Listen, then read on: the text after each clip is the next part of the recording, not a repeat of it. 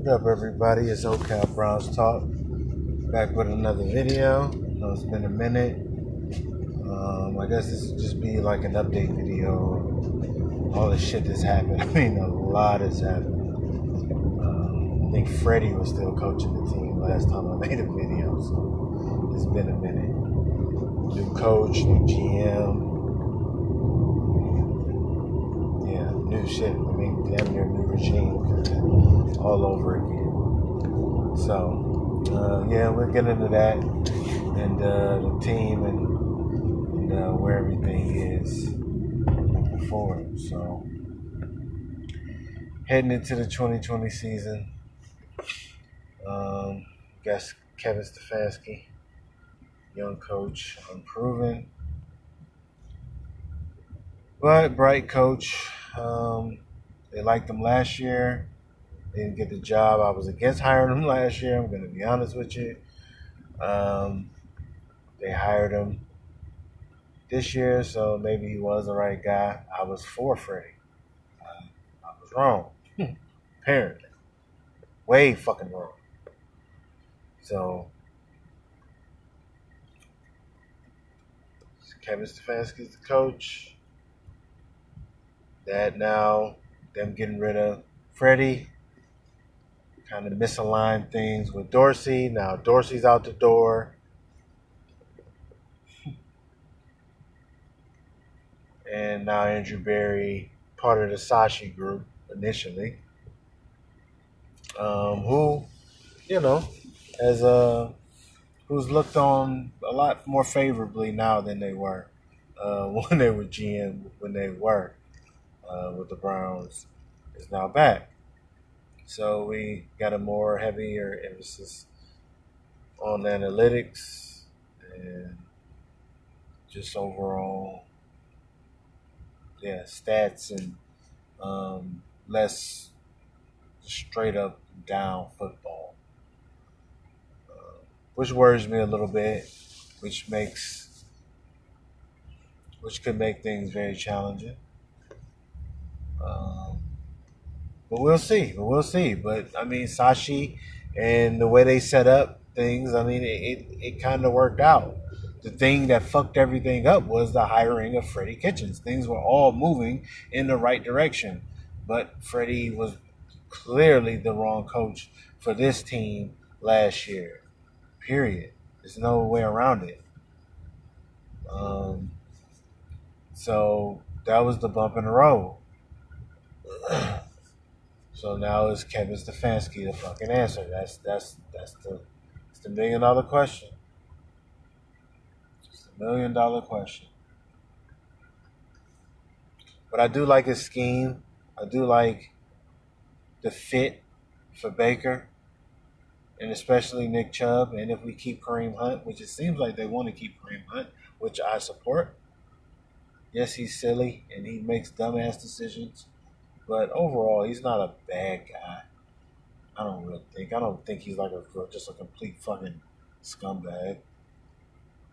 He just makes stupid ass decisions.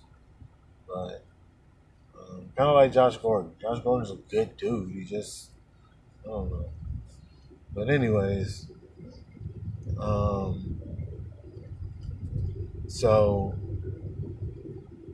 yeah, so I think his scheme and all of that fits with what the Browns had. And they were able to use the two receivers. You use two receivers, you get you another tight end. Maybe Njoku can get his shit together. You can keep him as one. And, I mean, that's a hell of an offense, man. You improve this offensive line, that's a hell of a fucking offense, man. You put an improved line, Baker Mayfield, Nick Chubb, and Kareem Hunt. Are you kidding me? It's the best duo in the fucking league, if you ask me. And I mean, Jarvis and Odell might be the best duo in the league, if you ask me. How the fuck can you go wrong with this? Like, you gotta, come on. You almost have to, fuck this up. It's there on a silver platter. Just get decent protection and scheme up decent enough. You got to even be the most grandiose, complex shit in the world. Shit that's effective and they can execute. Plays to the player's strength, which I think his scheme does. So that in part is the main reason I'm optimistic or cautiously optimistic, but somewhat optimistic about Kevin Stefanski and this offense and the team moving forward. Defensively, get Myles Garrett back. You know,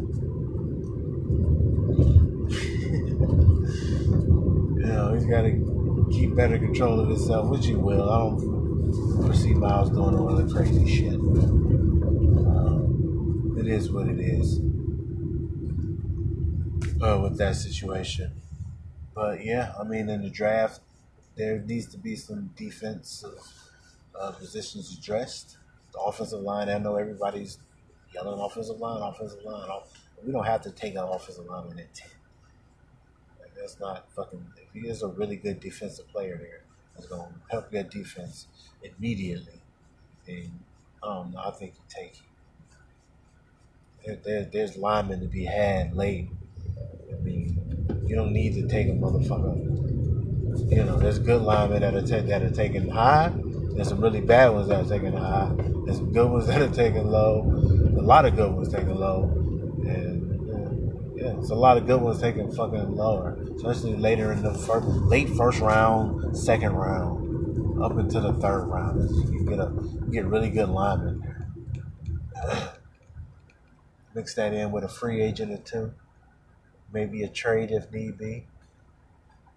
You got draft capital. You got assets. To make shit happen. So we'll see. We'll see in that regard with the defense. Special teams, they kept Prefer, which was a good decision. I think it was a good decision. I like Mike Prefer. I think he's a really good special teams coach. Special teams was, it had its bad moments too, but I thought overall it was the most consistent unit of all of the three of the three phases. Yeah, the special teams was actually the most consistent all year. The offense was a complete fucking disaster, and the defense looked good, and you just didn't know what the fuck you were gonna get from them week to week. And toward the end, they just looked like shit. So, yeah, that is what it is. And so we got the draft coming up, which should be interesting. Free agency period coming up should be interesting. So yeah, I'll probably make individual videos on all this shit, draft stuff. A lot happened. I was fucking moved back. When I was making the videos before, I was in Cleveland and I'm in LA. And I was moving back and forth and shit like that. There's a lot going on. I had to get settled. But I'm good now. Shit is good. Here in LA, I'll be shooting videos. Maybe might do some on location shit, like different parts of the Browns backers bar in Hollywood. I might hit up. Different ideas. But keep the Browns content coming. Keep the Cavs content coming. Got some videos to make about that too. Andre Drummond trade. They still look like shit, but we can discuss them, I guess. And should be Tribe actually coming up too, and shit real soon here. So with that, I won't hold y'all too much longer. Till the next one. Ocal Browns talk. I'm out.